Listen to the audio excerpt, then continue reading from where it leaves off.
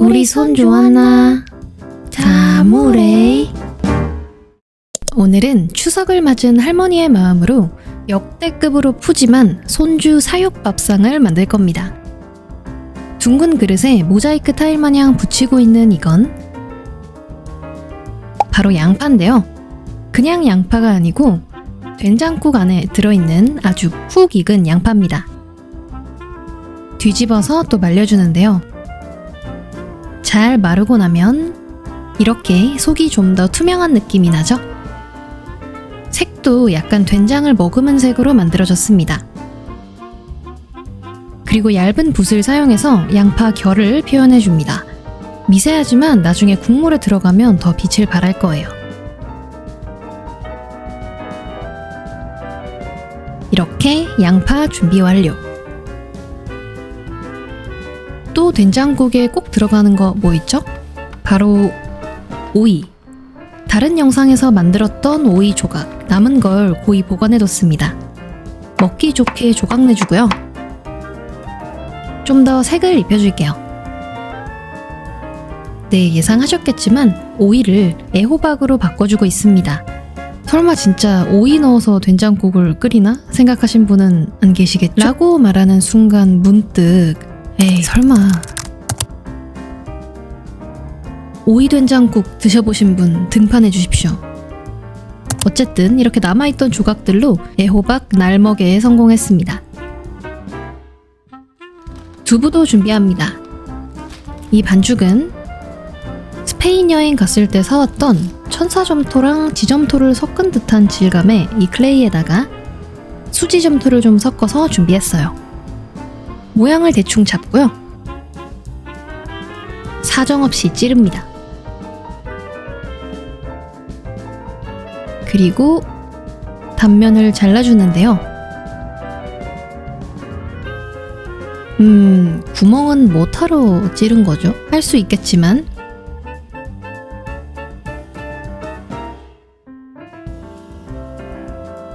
이런 효과를 낼 수 있습니다. 이 기술의 타율이 좀 낮을 뿐이에요.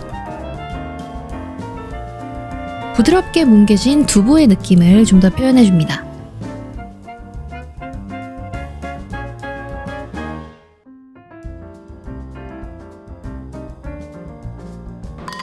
된장국 재료가 준비됐어요. 오늘은 푸근한 할머니 밥상의 감성을 살리기 위해서 그릇에도 신경을 좀 써봤는데요. 된장국은 스텐 그릇에 담아줬습니다. 각 재료들의 위치랑 높낮이를 잘 생각하면서 최대한 자연스럽게 놔줍니다.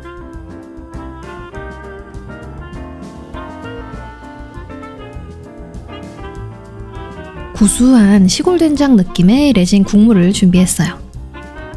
총 3번에 나눠서 부어줄 건데요. 처음으로 맑은 국물, 두 번째로 진한 국물, 마지막으로 가장 맑은 국물. 이렇게 해서 약간 뭉쳐있는 된장 국물을 표현해봤어요. 그럼 첫 번째 음식 시골 된장국 완성! 다음, 이 점토들은 이 그릇에 들어갈 흑미밥이 될 건데요. 이번 작품은 만들 게 상당히 많은 거로 조수를 섭외했습니다. 우리가 밥풀 만든다. 삶을 살아가는데 전혀 필요하지 않은 1대1 특강을 진행한 후에 이렇게 하지 말고 그냥 손으로 이렇게 툭 뜯어. 그러면 이렇게 날카롭잖아. 얘를 손 위에서 살짝 줄여. 고서리가 너무 날카롭지 않을 정도로. 너무 크면 안 돼. 차라리 작은 게 나아. 꼭 예쁜 밥풀 모양이 아니어도 돼. 어? 예쁘고 싶은데. 마치 추석에 함께 모여서 전 부치듯이 가짜 밥알을 무한 생성했습니다. 조수가 떠난 뒤에 더 짙은 색의 밥알까지 직접 수확해줬어요. 제가 한 거고요. 조수님이 해주신 겁니다. 이제 이 밥알들을 잘 섞어서 자연스럽게 덩어리지도록 만들어줄게요.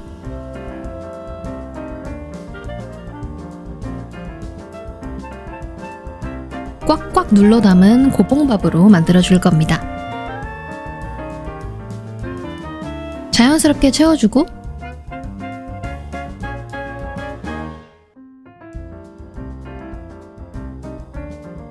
흑미를 마지막으로 추가해서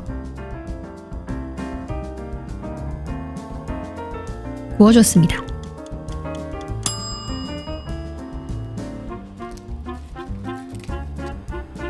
바니쉬로 윤기를 좀 더 더해서 완성합니다. 다음, 목이버섯과 돼지고기가 들어가는 오늘의 밥상의 주인공, 잡채입니다. 아주 그냥 산더미처럼 만들어줄 거예요. 이렇게 목이버섯을 준비해줬고 돼지고기는 이 방충망 같은 걸 써볼게요. 점토를 이 위에 굴려서 자잘한 자국을 내고요. 겉이 어느 정도 건조됐을 때 살살 밀당을 해줍니다. 그럼 이렇게 자국 사이사이가 갈라지면서 손쉽게 고기 같은 질감이 났죠? 살짝 납작한 모양으로 눌러서 마무리할게요.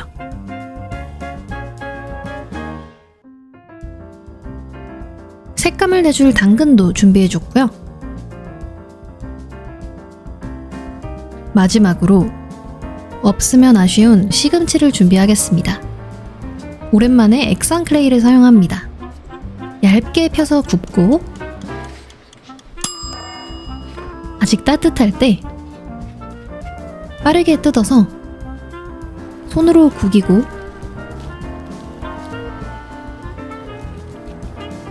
반복합니다. 마음에 안 드는 모양은 열풍기로 열을 가해가면서 더 야무지게 구겨서 시금치를 한 바가지 만들었습니다. 이제 이번 작품의 가장 큰 숙제였던 당면을 만들어야 돼요.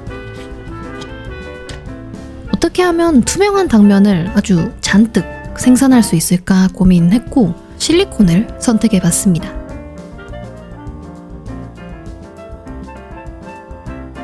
점도 조절제를 섞어서 좀 더 단단하게 준비했고요.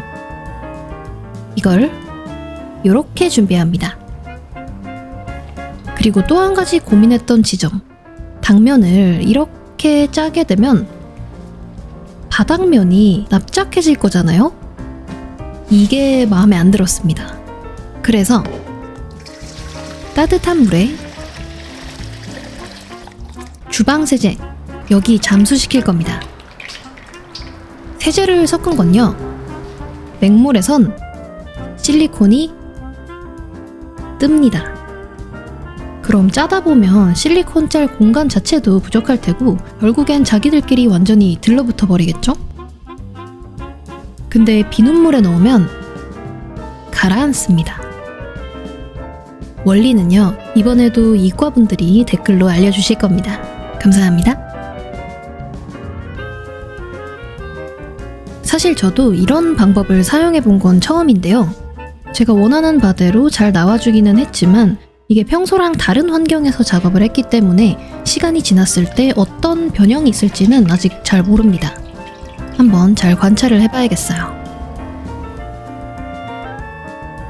빈대떡 마냥 한 덩어리가 된 것 같지만 어렵지 않게 뜯어지고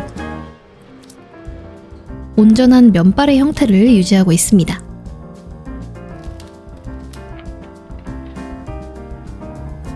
재료가 준비됐으니 잡채를 쌓아보죠. 중앙에 이걸 넣고 당면을 덮어주겠습니다.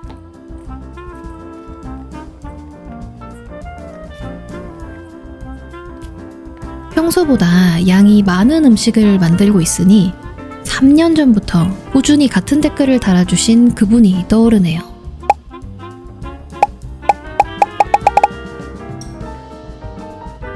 이렇게 대용량 음식들을 꾸준히 만들다 보면 언젠가는 시내의 12층 음식답에 거침없이 도전할 수 있을까요? 혼자는 무리일 것 같으니까 협업을 해야 될 것 같기도 하고요. 혹시 저랑 함께 도전하고 싶은 작가님들이 계시다면 연락주세요.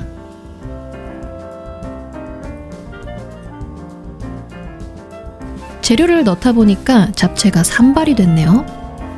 살짝 차분하게 정리해주면 할머니의 손주 사육 잡채 드디어 완성.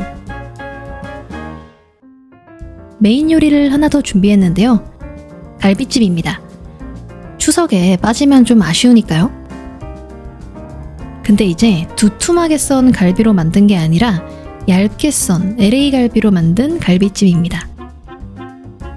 추석 선물로 받은 LA 갈비를 야무지게 구워도 먹고 찜도 해먹는 그런 느낌이 바로 우리네 명절 바이브인 것 같아요. 사실 오늘의 밥상은 보편적으로 떠오를 법한 할머니 밥상 메뉴들을 만들고 있지만 제 기억 속에 저희 할머니 밥상의 대표적인 메뉴는 바로 도미찜이었습니다.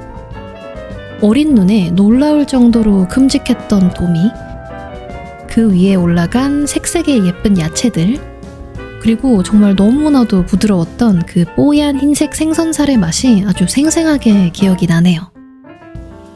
여러분도 할머니 하면 떠오르는 음식이 따로 있으신가요? 댓글로 나눠주세요.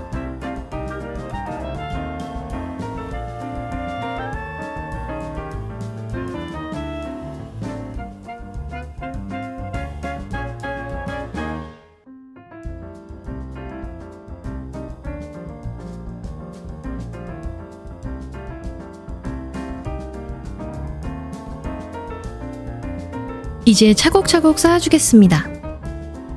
간장에 졸여진 감자랑 당근까지 넣어줄게요.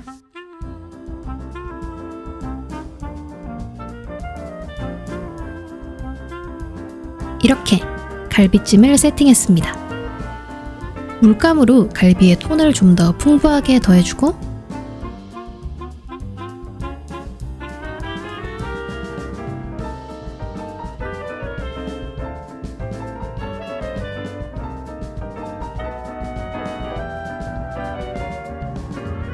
감자와 당근에도 색감과 디테일을 더해줍니다.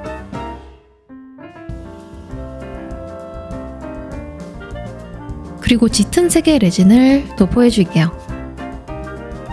전체 단계 중에서 제일 즐거운 단계라고 해도 과언이 아닙니다. 꼭 종이장 같던 이 클레이 조각이 확 생기가 살아나는 이 과정은 매번 짜릿합니다.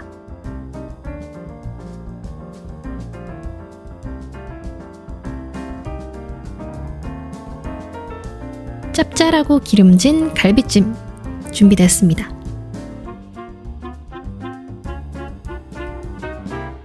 이제 반찬을 좀 더 준비해 볼게요. 말 안 해도 뭔지 아시겠죠? 싱크로율 상당한 도토리묵입니다. 여기 오게티 하나만 빼고요. 조색제가 좀 덜 섞였나 봐요.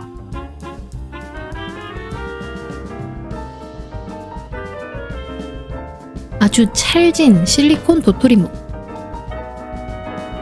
칼로 썰고 가위로 모서리를 정리해서 그릇에 예쁘게 놔봤습니다. 이 표면에 칼자국이 조금 아쉬워요.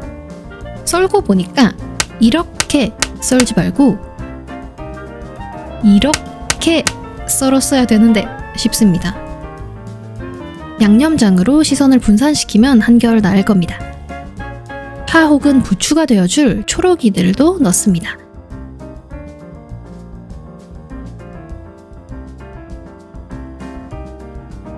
그리고 깨도 넣어서 완성한 양념장 올려서 반찬 한 접시 뚝딱 완성합니다. 쫀득쫀득 도토리묵 맛있겠죠? 아까 잡채에 사용한 시금치로 나물 한 접시를 준비할 겁니다. 옷을 잘 입는 사람들이 한 가지 옷을 다양하게 잘 매치해서 돌려 입듯이 요리 잘하는 사람들도 한 가지 재료를 다양한 요리로 활용을 하죠. 그리고 여기 음식 모형 잘 만드는 사람 또한 한 가지 재료로 돌려막기를 굉장히 완성! 아직 더 남았습니다. 클레이 한쪽 면을 얇게 누르고요. 물을 흥건하게 묻혀서 축축하게 만들어준 다음에 샤워 타올로 시원하게 밀어줍니다. 그리고 세로로 길게 잘라줬어요. 뭘까요? 도라지입니다. 약간 노랗게 뽑아줬어요. 빨갛게 묻힐 거라서요. 역시 한국 음식에는 고춧가루. 이번 작업에만 이만큼 썼습니다. 레진을 넣어서 섞어주고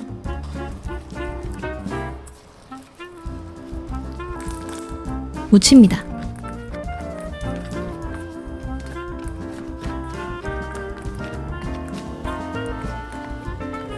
유리 그릇을 준비했습니다. 양념을 먼저 한번 발라주고 그 위에다가 채워 넣습니다.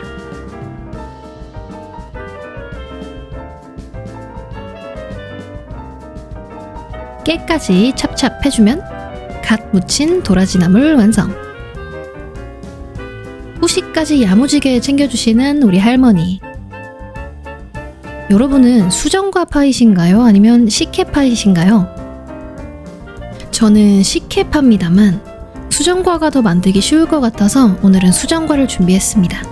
할머니 좀 힘듭니다. 잣을 배치해주고 마지막으로 레진을 한 겹 더 넣어서 잣을 동동 띄운 느낌으로 만들어줬습니다.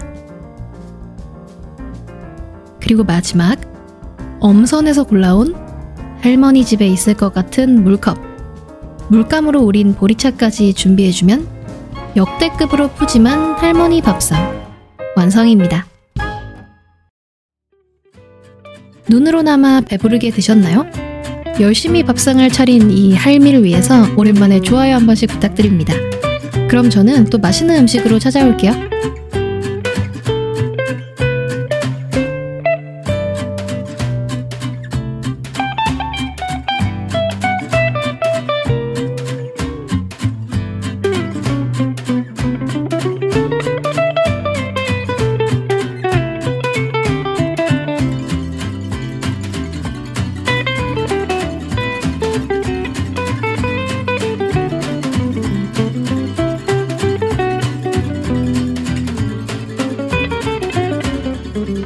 몽중다가였습니다. 그럼 우리 다음 영상으로 또 만나요.